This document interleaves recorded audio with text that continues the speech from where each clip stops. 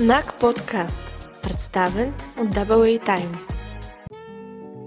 Тази седмица наши гости са госпожа Морвякова и госпожа Антонова. Здравейте! Разбрахме, че обичате творчеството на Джейн Остин. Затова нашия първи въпрос към вас е: кой ви е любимия герой или героиня от нейните произведения и защо?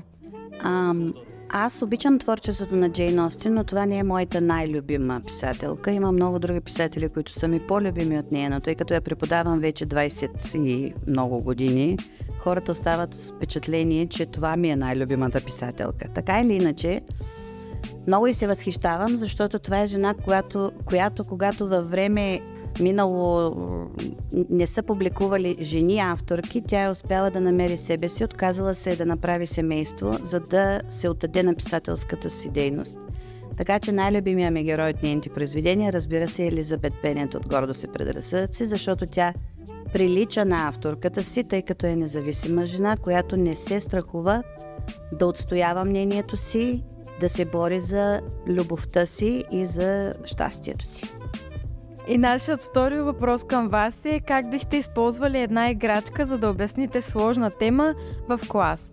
Сега аз не използвам играчки в клас, защото не преподавам в детска градина, макар че някои от учениците се държат като деца в детска градина. Така че и не бих използвала играчка, но когато трябва да обяснявам нещо, което е трудно за смилане, се налага да подскачам на един крак, да рисувам влакче по дъската, да ръкомахам, да обяснявам отново и отново, докато ми излезе пяна на устата. Благодарим ви за участието. Здравейте, нашия първи въпрос към вас е: какво ви мотивира да продължавате да преподавате и да вдъхновявате учениците си? Това, което ме мотивира и продължава да ме мотивира, са самите ученици и резултатите, които постигат те.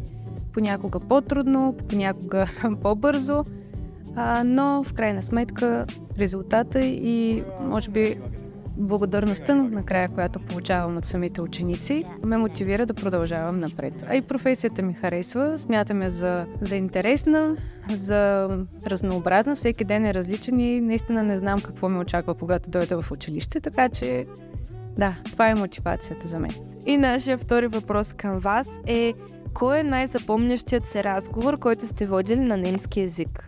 Може би най-запомнящият се разговор беше когато още след 8 клас. Завършила съм тази гимназия, немска паралелка и знаете в 8 клас колко интензивно се изучава немски език. Лятото след 8 клас отидох на море и на плажа видях, имаше германец, възрастен германец.